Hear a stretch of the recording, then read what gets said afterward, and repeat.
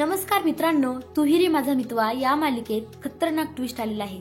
मित्रांनो, ईश्वरीने आपल्याला असं वाटतं की सगळं काही ऐकलं, पण नाही, ईश्वरीने काहीच ऐकलेलं नाहीये आणि सुप्रियाचा भूतकाळ समोर आलेला नाहीये।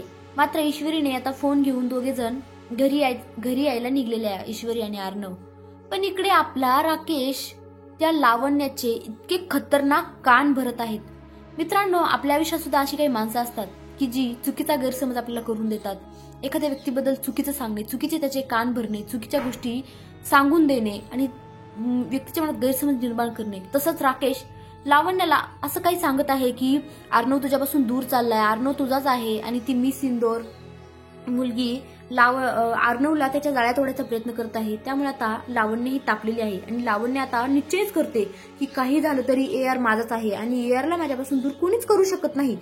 AR सोबत फक्त मीच राहू शकते, AR फक्त माझाच आहे आणि आता ती प्लॅन करणार आहे। एकदम भन्नाट, एकदम खतरनाक प्लॅन ती करणार आहे आणि ती आता तो प्लॅन राकेश आणि याला आपली वल्लरीला सांगत पण आहे।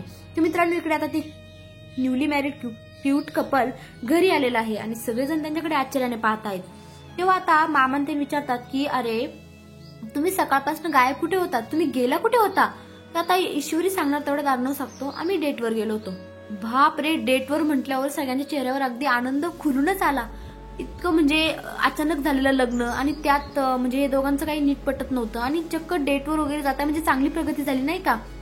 तर आता सगळ्यांना खूप आनंद होत आहे। पण त्यांनी हे का केलं, कशासाठी केलं मित्रांनो? कारण राकेशला जेलस फील करण्यासाठी। त्यांनी सांगितलं की ते डेटवर गेलेले आहेत आणि चक्क डेटवर गेलो असं सांगताना अर्णवला ठसका लागतो आणि ईश्वरी त्याला एवढं क्यूट पद्धतीने पाणी पाजत असते। बापरे, असं वाटतं की त्यांच्याकडे पाहतच राहावं आणि इतकं छान त्यांचा मस्त रोमॅन्स चाललेला असतो आणि सगळेजण मस्तपैकी पाहत असतात। आकाश, मामा, वल्लरी, म्हणजे आपली अंजली, राकेश सगळेजण इतके म्हणजे पाहत असतात टाकाटाका त्यांच्याकडे आणि ईश्वरी अर्णवचं मात्र त्यांचं जणू काय त्यांच्या आजूबाजूला कुणी नाहीच, ते दोघेच आहेत असं ते इतकं छान ईश्वरी त्याची इतकी छान पद्धतीने काळजी घेत असते, त्याला पाणी पाजते वगैरे। बापरे, खतरनाक। तर आता ईश्वरी त्याला बोलते की अर्णव सर, तुम्ही का सांगितलं की आपण डेटवर गेलो? तेव्हा अर्णव बोलतो, अगं आपलं काय ठरलंय, राकेशला जळवायचंय ना आपल्याला, त्याला जेलस फील करून द्यायचं। मग ईश्वरी इतकी क्यूट हसत असते। बापरे, तुम्ही ते हो ना सर, माझ्या लक्षातच नाही राहिलं। म्हणजे मित्रांनो पहा ना, म्हणजे यांचं नातं इतकं फुलायला लागलंय ना की म्हणजे त्यांचं भांडणं पाहून तर असं वाटलंच नव्हतं की खरंच हे दोघे जण एकत्र येतील, म्हणजे यांचं कॉम्बिनेशन मॅच होईल जसं की भडकूचंद, मिस इंदोर। पण बापरे, आता पाहून असं वाटतं की खरंच हे जणू काय एकमेकांसाठीच बनलेत, मेड फॉर इच अदर। ईश्वरी इतकी छान हसत आहे, इतकं छान म्हणजे बापरे। तर आपल्याला इकडे पाहायला भेटतं की त्यांचं ते हास्य आहे ना, ते 2 मिनिटात आहे ना भांडणात बदलतं। तर इकडे आता ईश्वरी म्हणत आहे की मला भेळपुरी खायला घेऊन चला डेटवर। तर अर्णव बोलतो की सात्विक फॅशनचा CEO मी आहे आणि तुला भेळपुरी खाऊ घालीन? काय बोलतेस तू मिसिंदूर, तुला कळते का काही? तर मिसिंदूर बोलते की मला आवडते भेळपुरी खायला, मी काय करणार, हम इंदोर से और हम म्हणजे आम्हाला आवडतं।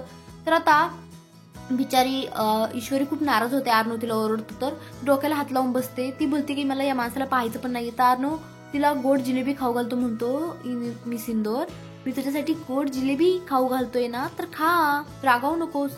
ते तिचा चेहरा अगदी आनंदाने खुलून येतो। मित्रांनो, म्हणजे एक नवराच असतो जो आपल्या बायकोच्या चेहऱ्यावर आनंद आणू शकतो आणि बायकोच असते जी नवऱ्याच्या चेहऱ्यावर आनंद आणू शकते। कारण ते दोघेच असतात एकमेकांसाठी, जे एकमेकांना खुश ठेवण्यासाठी, एकमेकांची सगळ्या इच्छा पूर्ण करण्यासाठी समर्थ असतात आणि हे दोघे जण खरंच आहेत आणि त्यांचं हास्य पाहून आता खरंच खूप मनाला भारी वाटत आहे। तर मित्रांनो, तुम्हाला काय वाटतं, आता अर्णव आणि ईश्वरी खरंच डेटवर जाणार का? कमेंटमध्ये नक्की सांगा। धन्यवाद।